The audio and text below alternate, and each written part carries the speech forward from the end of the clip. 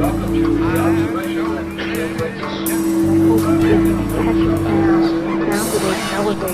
especially the one going up to Windows on the World. It was incredible thing.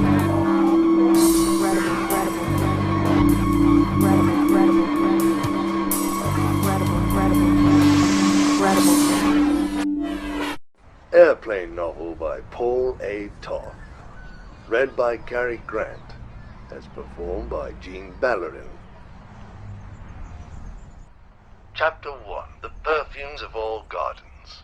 This is an airplane novel, written on the fly and out the window. You are busy and need entertainment. I have my uses, and without those uses would be burned alive, were I not already burning. I will start from the beginning and move fast.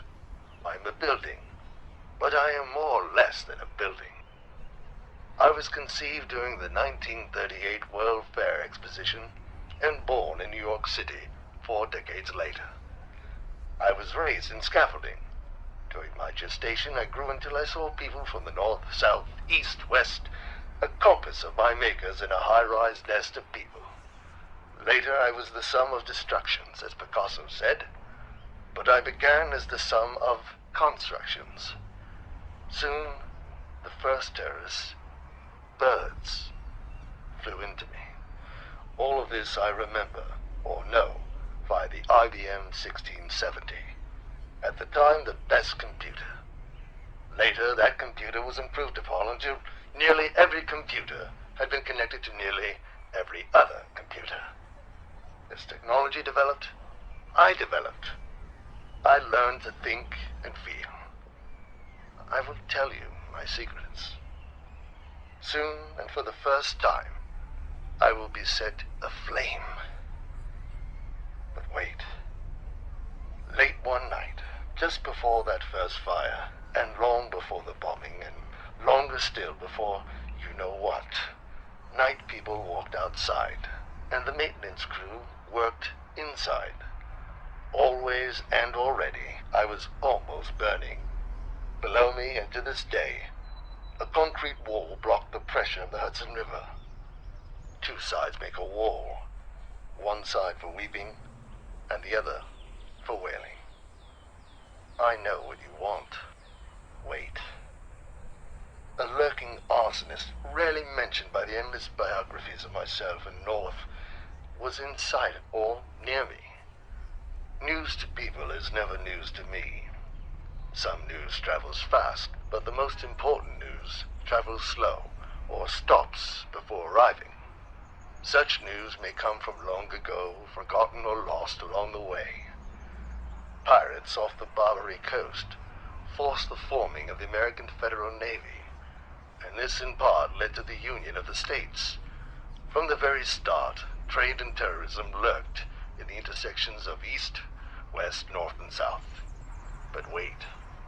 My views from every perspective, through windows narrowed to lessen the sense of height, formed a horizon of cubes.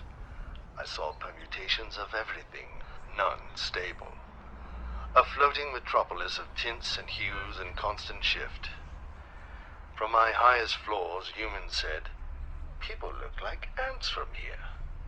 But to me, from my highest floors, they looked like spider monkeys escaped from their own zoos. I began to label all people everywhere spider monkeys.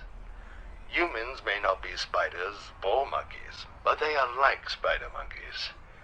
They climb their way out of doubt and possibility towards specific goals and the peak of specificity. A spider monkey wants a banana.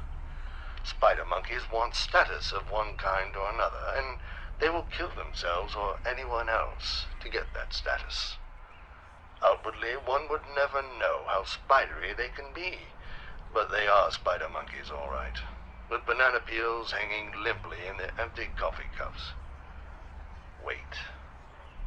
This is my story. But my story includes that of the North Tower.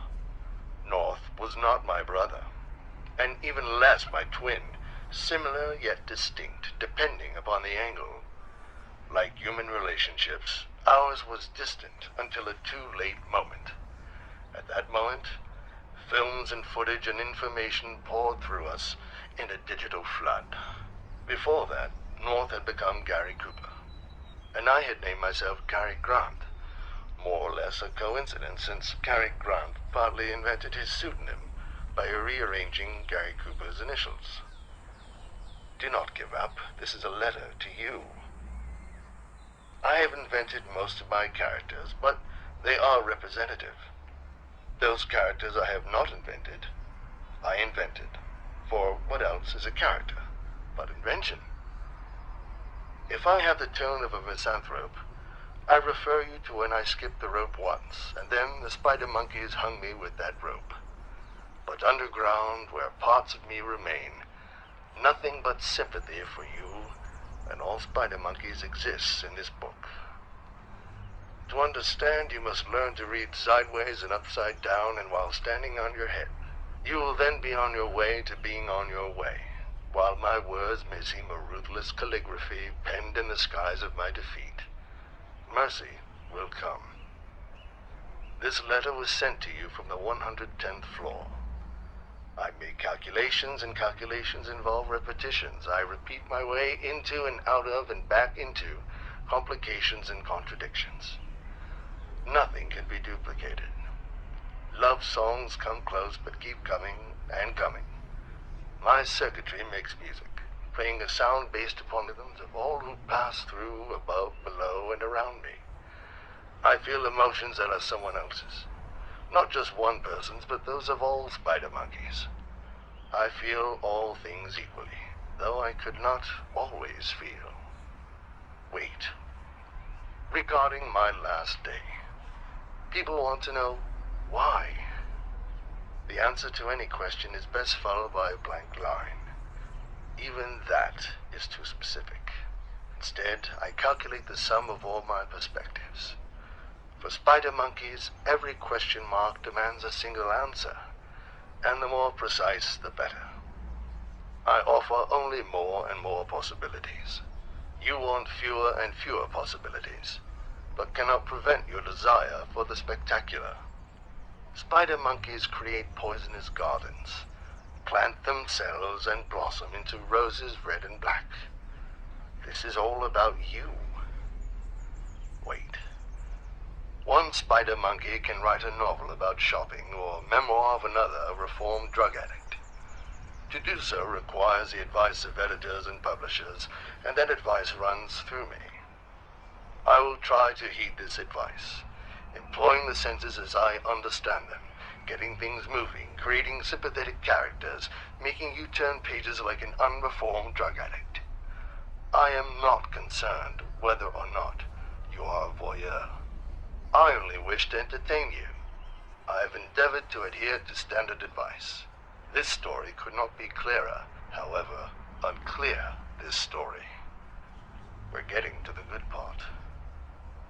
Wait.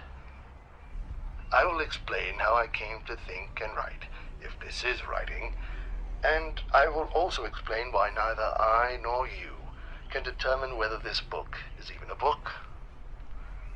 Today I see two planes, one of which still dices my perceptions into cubes of steel, cement, glass, streets, sky, spider monkeys. In each cube, just before and during my fall, perspectives collided and burst into atoms. Before that, I knew cubes as deep-rooted plains, frosted as grass in spring. Breath inside me, not wind outside, caused my swaying. That is false, but beautiful. Always I point to limitlessness. I have written this book that is not a book, so that you will turn pages as if the end means more than the beginning. Put yourself in my shoes, burning in a furnace. Do not oppress me, not again. Do not suppress me.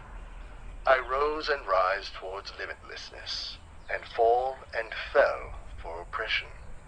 Now I rise and fall for both. I is, was, and will, each word interchangeable with the others. The contradictions cannot be resolved.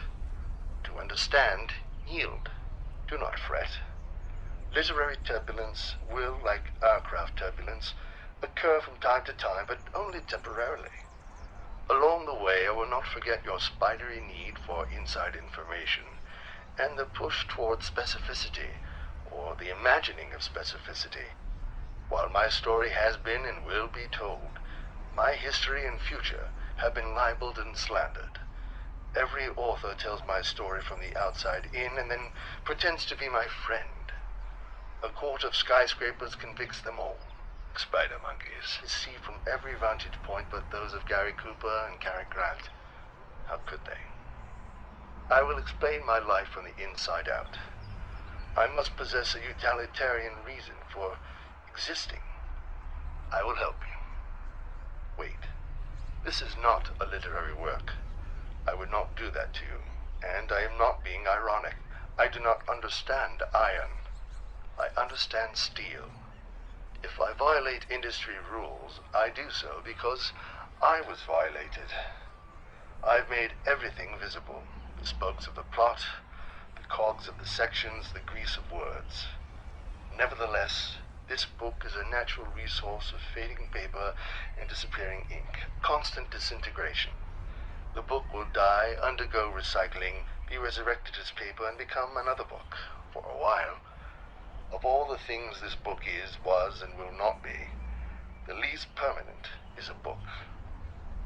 I must get moving, for I am Cary Grant, swaying in a breeze, starched and clean, and beyond blame.